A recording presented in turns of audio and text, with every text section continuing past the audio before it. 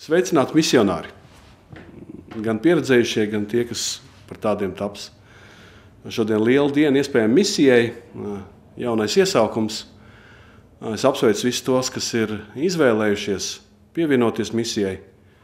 Daudz jūs neslavēšu, tā ir vienkārši cilvēciski sakarīga un saprātīga izvēle.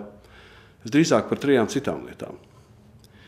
Pirmā lieta ir tā, ka kāds ir iespējamās misijas vieta, sūtība nacionāla līmenī attiecībā uz izglītību. Ja raugamies uz misijas māsas organizāciju Lielbritānijā Teach First, tad tā ir kļuvusi par valdības deklarācijas daļu.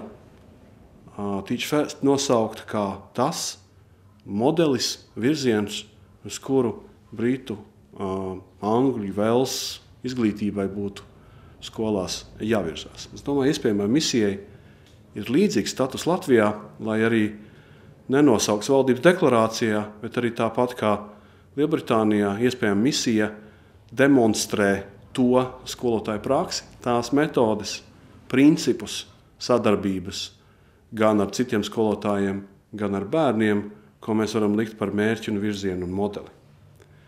Un tādēļ tā ir dabiska valdības deklarācijas daļa, lai arī tiešā veidā nenosauktu. Otrs, misija ir dabiskais partneris tiem simtiem, tūkstošiem skolotāju, kur vēlās mācīt darboties savādāk. Tas ir radošāk, tā, lai bērnus vairāk ieinteresētu, tā, lai būtu jaunas metodes, lai būtu integrēts saturs, lai arī vecākiem tas būtu interesanti, ne tikai bērniem. Es domāju, tas ir svarīgi, ka skolotāji tajās skolās, kur strādā iespējamās misijas skolotāji, tie citi skolotāji zinātu, hei, mums ir sabiedrotie un mēs varam kopā izdarīt vairāk arī manā konkrētajā vēstures vai ģeogrāfijas stundā.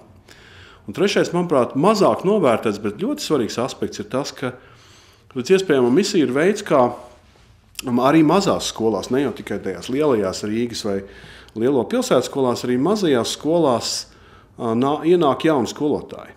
Tas, par ko arī sarunās ar mani un diskusijās daudz tiek runāts, par to ar žēlojas, ka jauni cilvēki nenāk. Iespējams, misija ir tā, kas veido to kanālu, kā novados mazākās, lielākās skolās parādās un strādā jauni skolotāji. Manuprāt, no tāda viedokļa, arī no nacionāla līmeņa raugoties, pašvaldībām tam jābūt maksimāli ieinteresētām atbalstīt iespējamu misiju un priecāties un lielīties par to, kā skolā strādā misijas skolotāji un vairot iespējas misijas skolotājiem strādāt.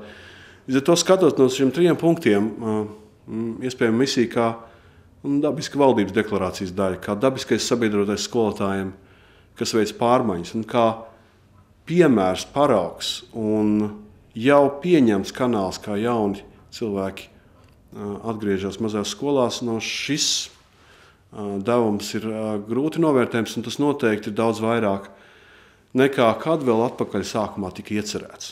Sākumā tā ir iecerēta kā skaista iniciatīva, pašlaik tas ir nobriedis pasākums ar pieredzi, ar piedāvājumu, ar to, uz ko es kā ministrs varu norādīt un pateikt, ziniet, tas jau pie mums notiek.